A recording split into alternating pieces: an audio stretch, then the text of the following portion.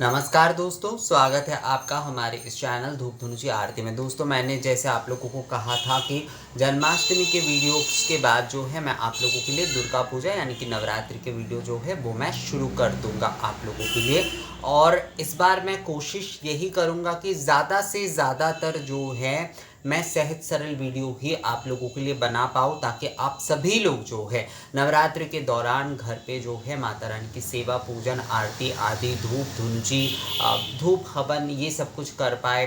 माँ की जो विशेष आरती है वो आप कर पाए। और आप में से कई लोगों ने कहा है कि आरती थोड़ा विस्तृत तौर पर दिखाने आदि के बारे में, हाँ मैं उस बारे में कोशिश अवश्य करूँगा दोस्तों। वैसे देखिए, हमारे चैनल का सब्जेक्ट ही है धूप धुनुची आरती, और जो उपचार की पूजा है हम उसी के ऊपर जो है ज़्यादातर फोकस करते हैं। कई लोगों का ये विषय आया है कि जो नवपत्रिका आदि है वो उनकी तरफ रखने का चलन नहीं है, अष्टकलश स्नान आदि जो है ये सारी चीज़ें जो है हर समाज में प्रचलित नहीं है। तो इसके ऊपर थोड़ा अगर कम फोकस करके अगर ऐसे ही आरती, पूजा आदि के विषय में जो है यानी कि निवेदन आदि के विषय के ऊपर जो है ज़्यादा फोकस की जाए, सामग्री क्या होंगी धूप के, माँ को अलग अलग दिन क्या क्या दिया जाएगा ये धूप सामग्री आदि में, इसके बारे में अगर थोड़ा ज़्यादा फोकस डाली जाए और कुछ मंत्रों के ऊपर जो है अगर ज़्यादा फोकस डाली जाए तो बहुत अच्छा होगा। कई लोगों का ये कहना है, मैं वही कोशिश करूँगा इस बार दोस्तों, ज़रूर कोशिश करूँगा। देखिए, आमंत्रण, अधिवास आदि और नवपत्रिका आदि ये सब कुछ भी जो है ना मैंने डिमांड के ऊपर ही बनाया था, लोगों के रिक्वेस्ट आए थे तभी जो है मैंने उसके ऊपर वीडियो बनाए थे। मेरा अलग से जो है उसके ऊपर बहुत कुछ वीडियो बनाने का या फिर ऐसा कुछ प्लानिंग था, ऐसा नहीं था। कुछ वीडियो जो होता है वो समय के हिसाब से जो है ना वो बन जाते हैं, ऐसा नहीं होता है कि उसका बहुत बड़ा कुछ प्लानिंग आदि है। नवपत्रिका के ऊपर या फिर आमंत्रण, अधिवास आदि इन सारे विषयों के ऊपर ऑलरेडी मैंने जितने भी सारे वीडियो बना दिए हैं। मुझे लगता है आप लोग अगर वही देखते हैं, ध्यान से अगर आप लोग देखते, देखिए नए वीडियो से बनाने से तो नहीं चलेगा, विषय को समझना होता है। एक ही चीज़ के टॉपिक के ऊपर मैंने अलग अलग बहुत सारे वीडियो बना दिया, वो कोई काम के विषय नहीं है। उस टॉपिक को समझना, उस विषय को समझना बहुत ज़रूरी होता है। तो उसके ऊपर ऑलरेडी कुछ वीडियो बने हुए हैं, तो मैं आप लोगों को कहूँगा कि आप लोग जो है ना वो सारी वीडियो आप लोग देखिए दोस्तों। उससे जो है आप लोगों को आसानी होगी, मतलब दुर्गा पूजा के अब वो जो सारे वीडियोस है वो सारी वीडियो आप लोगों को आसानी होगी अगर आप लोग मतलब दुर्गा पूजा के ऊपर जानना आदि चाहते हैं। और हाँ, हमारा इस बार का जो भी सारे प्लानिंग आदि रहेगा दुर्गा पूजा के ऊपर जो है नवरात्रि के ऊपर, मैं कोशिश कर रहा हूँ ऐसे सामग्री, धूप धुनुची के बारे में बहुत सारे रिक्वेस्ट है। वैसे संधि पूजा के बारे में मुझे कुछ रिक्वेस्ट इस बार आए हैं, मैं कोशिश करूँगा कि सहज सरल तरीके से जो है घर पे संधि पूजा या फिर संधि क्षण को किस तरीके से पालन किया जा सकता है उस बारे में।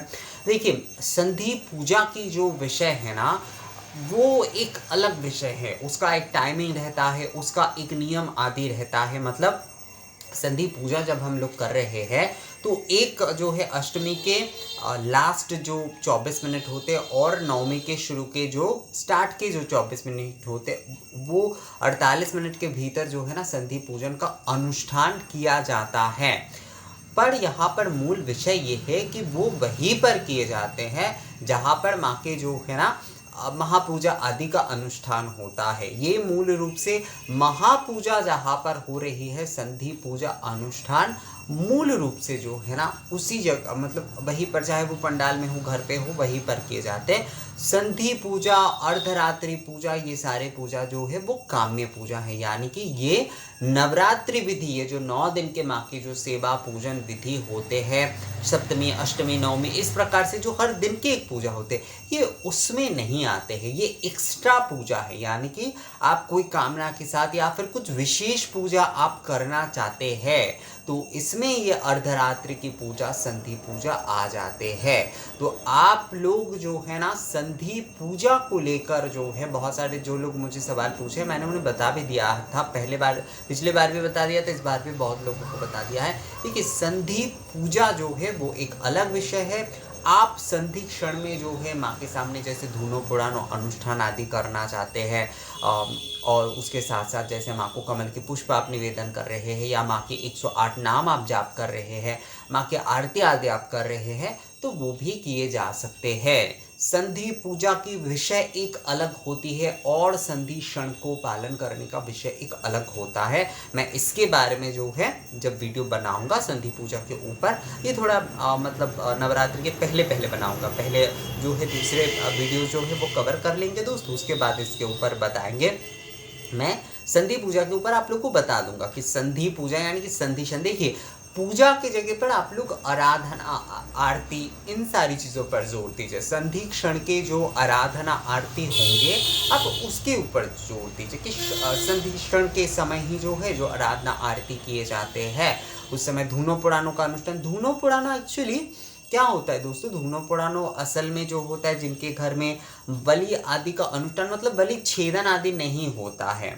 बलि का मतलब यहाँ पर केवल मात्र जो है पशु बलि से नहीं है, जो कुष्मांडा आदि बलि भी दिए जाते, तो वहाँ पर भी। अब एक भाई ने मुझसे सवाल पूछा था कि दादा क्या महापूजा या दुर्गा पूजा में बलि आवश्यक होता है?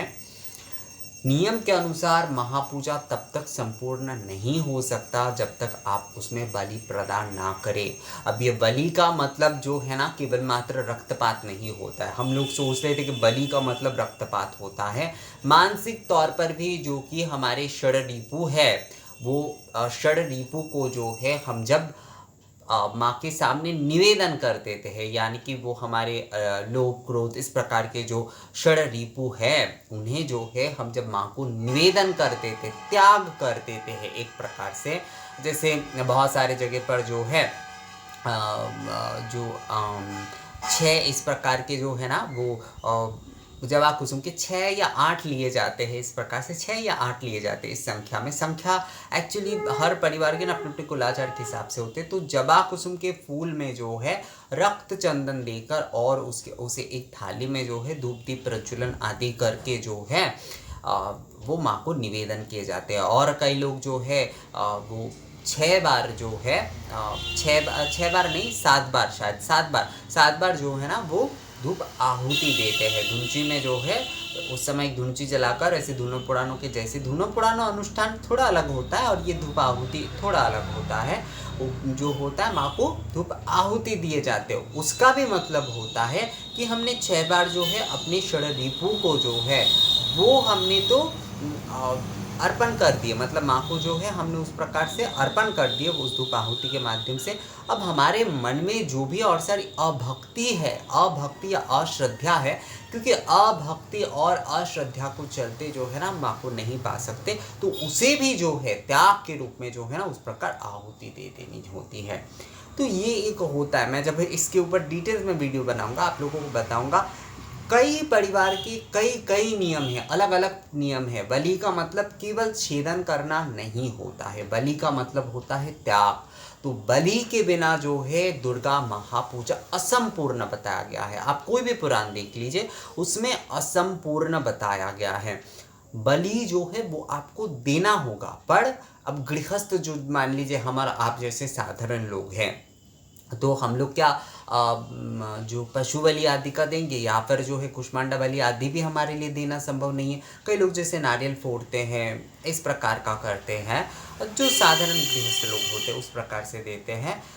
पर कई घरों में जो है एक्चुअली गृहस्थ लोगों में ना फोड़ना भी नहीं चाहिए उस तरह से। वैसे कई लोग फोड़ते हैं, वो उनके अपने परिवार की प्रथा होंगे, मैं उसके बारे में कुछ बताऊंगा नहीं दोस्तों।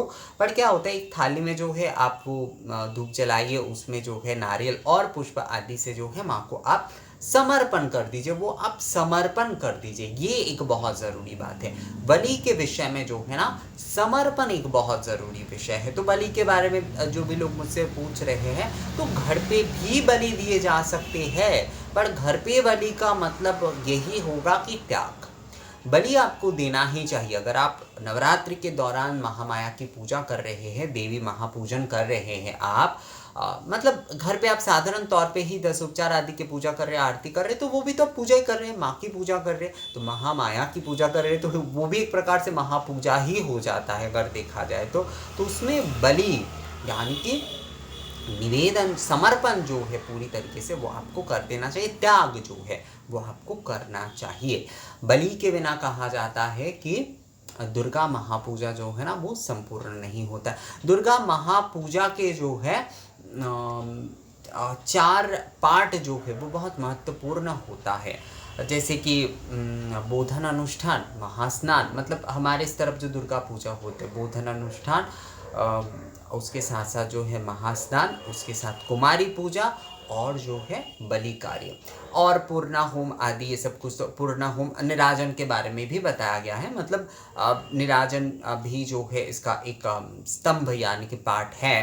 पर ये चार जो है बोधन, उसके साथ साथ जो है बोधन का मतलब होता है जागरण, उसके साथ जो है महास्नान, कई वस्तुओं से जो है महास्नान कराना दर्पण आदि में माँ को, और कुमारी पूजन अष्टमी के दिन, या कुलाचार के हिसाब से नवमी के दिन भी कई लोग करते कुमारी पूजन, और बलि।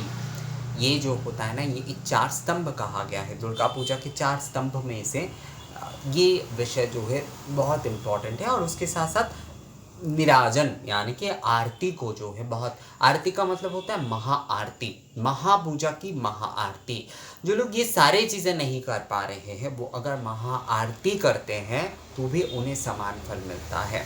तो दुर्गा पूजा की अलग अलग विषय होते हैं, अलग अलग पार्ट होते हैं। जैसे आप जो बिहार में, जैसे कि आपको कुछ अलग अलग ज़िलों में अलग अलग जगह पर अलग अलग तरीके की कुछ पूजा मिलेंगे। बंगाल में अलग अलग घर के जो है अलग अलग, जैसे मैंने बलि के बारे में बताया, कई जगह पर पशु बलि भी दिए जाते हैं। वैसे बहुत सारे लोग मुझे पूछते हैं कि दादा आप इसके समर्थन में है या नहीं। देखिए, मैं इसके बारे में कोई बात नहीं करना चाहता हूँ, पर हाँ, अगर आप मुझसे पूछना चाहते हैं कि क्या बलि देना आवश्यक होता है देवी पूजा में, तो हाँ, बलि देना आवश्यक होता है। देवी पूजा में बलि जो है वो एक इम्पॉर्टेंट पार्ट होता है, खासकर शारदीय नवरात्रि के पूजा में ये एक बहुत बड़ा इम्पॉर्टेंट पार्ट होता है। पर बलि का मतलब कभी भी केवल मात्र रक्तपात या फिर कोई भी छेदन करना नहीं होता है। केवल मात्र बलि का अर्थ होता है त्याग। तो ये विषय जो है ना, ये एक बहुत बड़ी विषय है। ज़्यादातर लोग जो है इस विषय को सही तरीके से समझ नहीं पाते, तो उन लोगों में बलि को लेकर एक मिसकॉन्सेप्शन रहता है, पर बलि असल में वो नहीं है। तो जो भी हो, यही विषय है। तो जो लोग मुझसे पूछते हैं कि आप उसके छेदन, मतलब उसके ऊपर पशु बलि आदि के पक्ष में है या नहीं, तो मेरा इस बारे में, देखिए, मैं अगर यहाँ पर कहता हूँ कि नहीं, मेरा इसमें कोई मत आदि नहीं है, तो कई लोग मुझे शास्त्र के कई सारे वक्तव्य जो है वो बताएंगे, कई सारे विषयों के ऊपर वो बताएंगे। तो ये हर किसी के अपने अपने विषय है, मेरा वो विषय भी नहीं है। मैं यहाँ पर जो है बहुत बड़े महापूजा के तौर पे जो है मैं वीडियो बनाता भी नहीं हूँ, मैं साधारण तौर पे बनाता हूँ। पर देवी पूजा में बलि जो है वो आवश्यक है, ये एक बहुत बड़ी विषय है जो कि आप लोगों को समझना चाहिए, और इसका अर्थ त्याग होता है। और निराजन यानी कि आप देवी पूजा में कुछ नहीं कर पा रहे हैं, आप 9 दिनों में आप व्रत नहीं कर पा रहे हैं, आप पूजा नहीं कर पा रहे हैं, आप जो है कोई और आराधना आदि कुछ भी नहीं कर पा रहे हैं, तो उस समय जो है ना, अगर आप महाआरती यानी कि निराजन करते हैं दोस्तों, तो उससे भी जो है आपको समान फल मिलता है। महानिराजन, ये मैं आप लोगों को इस बार दिखाऊंगा, प्रैक्टिकली करके आप लोगों को इस बार ज़रूर दिखाऊंगा ये महानिराजन के विषय में। और इसके साथ साथ भोग आदि विषय में मैं कुछ कहना नहीं चाहता हूँ। भोग आदि ना हर प्रदेश के अपने अलग होते। देखिए, हमारे चैनल में जैसे कि उत्तर प्रदेश के लोग हैं, बिहार के लोग हैं, बंगाल के लोग हैं, उड़ीसा के लोग हैं, दक्षिण भारत से कई लोग हैं, राजस्थान से कई लोग जुड़े हुए हैं। तो हर किसी के वहाँ पर भोग चढ़ाने की प्रथा, उनकी मान्यता, उनके पारिवारिक रिवाज जो है ना वो अलग हो सकते हैं। तो इसलिए भोग को लेकर अलग से कुछ कहना गलत होता है। हाँ, फल आदि के बारे में मैं कोशिश करूँगा अगर एक वीडियो बनाया जाए कि कौन से फल आदि, क्योंकि साधारण घरों में तो सभी लोग भोग चढ़ा पाएंगे, ऐसा भी ज़रूरी नहीं है। केवल फल आदि से भी माँ की पूजन कर सकते, तो उसके बारे में मैं बनाने की आप लोगों के लिए कोशिश करूँगा। धूनो पुराणों आदि जो है, धूनो पुराणों आदि, देखिए मैंने आप लोगों को बहुत बार बता दिया है, धूनो पुराणों आदि जो है वो एक लौकिक अनुष्ठान है, तो वो सभी लोग कर सकते। बहुत सारे लोग मुझसे पूछ रहे थे क्या इसके लिए दीक्षा लेना ज़रूरी है, ये वो नहीं, सभी लोग कर सकते, सभी लोग कर सकते। ये सारे विषय ना दिमाग में बिठाकर जो है बस पूजा की तरफ हमारा ध्यान को भटकाने की ये सब कार्य होता है।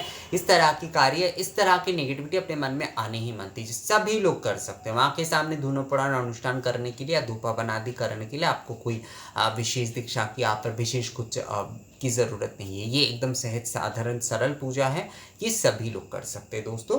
मतलब ये जो है धुनो पुराणों आदि अनुष्ठान ये सभी लोग कर सकते हैं।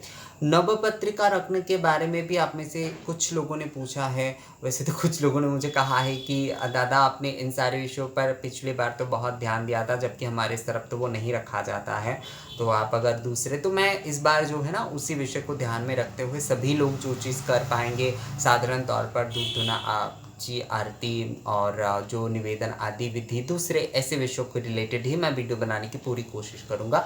नौ पत्रिका जो देखिए वो भी एक ना लौकिक मान्यता से आते हैं। हमारे कृषि के देश है, मतलब हमारे देश में जो है ना कृषि ही मूल है, तो इसलिए जो है यहाँ पर नवपत्रिका पूजन का चलन कई जगह पर नौ दुर्गा के स्वरूप में वो नौ जो पेड़ पौधे होते हैं उन्हें एकत्रित करके पूजन किए जाते कलश स्थापना के साथ। कई जगह पर ये जो पत्रिका प्रवेश का नियम जो है वो सप्तमी के दिन कहा गया है, पत्रिका प्रवेश के नियम जो है। पर कई लोग जैसे कि मुझसे बोल रहे थे कि हमारे यहाँ पर बिहार से शायद मुझे कुछ लोगों ने कहा था कि उनके वहाँ पर शायद वो प्रतिपदा से ही रखते हैं। हाँ, तो कई जगह पर ना रखा जाता है, तो इसमें कुछ गलत नहीं है। अगर कोई प्रतिपदा से रखते हैं तो वो भी रख सकते हैं। अगर कोई नियम के अनुसार जो है सप्तमी के दिन पत्रिका प्रवेश कराना चाहते हैं तो वो भी रख सकते हैं। दोनों सही है, कुछ गलत नहीं है इसमें कुछ गलत बात नहीं है, क्योंकि लौकिक विधान की ये विषय होती है। तो माँ की ये जो नौ रूप हम मानते हैं, पेड़ मतलब ये हम पेड़ पौधे के माध्यम से माँ के एकत्रित रूप से हम नवदुर्गा रूप जो है, कई जो है ना जो कि जहाँ पर उस तरीके से ऐसे दुर्गा पूजा विधि फॉलो नहीं किए जाते हैं। हमारे कुछ ट्राइबल जगहों पर जो है वहाँ पर भी दुर्गा पूजन जो होता है, वहाँ पर इस तरीके से नवपत्रिका के सामने कलश आदि रख के ही जो है ना पूजन किया जाता है। तो ये हमारी उस प्राचीन उस कृषि परंपरा को दर्शाता है। माँ के जो शाकंभरी रूप का एक विषय आप बोल सकते हैं, माँ की उस प्राचीन विषय को दर्शाता है। तो आप रख ही सकते हैं, कोई समस्या उसमें नहीं है, उतना बहुत बड़ी कोई समस्या नहीं है। और मूर्ति आदि के विषय में आप लोगों का कई सारे सवाल रहता है, तो मैं कोशिश करूँगा, देखते कितना ज़्यादा किया जा सके। तो ये जो है ना, मैं दुर्गा पूजा के वीडियो बनाने से पहले जो है मुझे लगा कि एक बार आप लोगों से थोड़ा बात कर लेते हैं कि कौन से टॉपिक के ऊपर जो है हम लोग इस बार कार्य आदि करेंगे। और आप लोगों को भी अगर कोई और इन सारे विषयों के ऊपर टॉपिक आदि आप लोगों को बोलना है तो वो आप मुझे बोल सकते हैं। ये ना मैं एक्चुअली एक दूसरा वीडियो बनाने के लिए मैं एक्चुअली पढ़ रहा था, तो अचानक जो है मैंने ये वीडियो ऑन किया और मैं बोलना शुरू कर दिया, खुले के खुले रह गया ये बुक। ये वीडियो ख़त्म करने के बाद जो है ना इसके ऊपर मैं वीडियो बनाने वाला हूँ दोस्तों। तो जो भी हो, दुर्गा पूजा के ऊपर ये एक आम धारणा देने के लिए कि इस बार हम इन विषयों के ऊपर फोकस करेंगे, उसके ऊपर जो है मतलब इसे क्या कहते हैं, हमारी कार्यकारिणी जो है, तो उसके ऊपर ही जो है बातचीत करने के लिए वीडियो था। तो आगे की आप देखते रहिए, दुर्गा पूजा नवरात्रि के ऊपर आपको वीडियो मिलते रहेंगे। नवरात्रि के कलश आदि के ऊपर कई सारे विषयों के ऊपर आप लोगों का मुझे मेल मिल चुका है। कि मेल आप लोगों को बार बार करने की ज़रूरत नहीं है दोस्तों, मुझे ध्यान है, मैं सभी जो है ना एक एक करके बता दूँगा। आप लोग चिंता मत करिए उस बारे में। आप लोग जो है थोड़ा सा बस वीडियो देखते रहिए, एक के बाद एक, और पूरा देखिए, तभी जो है ना आप लोगों को वो समझ में आएगा। और मैं कोशिश इस बार बिल्कुल यही करूँगा कि सभी लोग जो भी सारे नियम और सभी प्रदेश में जो नियम आदि पूजा के विषय चालू है, मतलब प्रचलित है, और सभी लोग जो चीज़ कर सकते हैं अपने घर में सहज सरल तरीके से, और हर प्रदेश के हर समाज के लोग को कर पाते हैं, उसके ऊपर फोकस ज़्यादा देंगे इस बार। तो ये वीडियो में इतना ही था दोस्तों, मिलते हैं आपको आगे की नवरात्रियों की वीडियोस में। तो नमस्कार दोस्तों।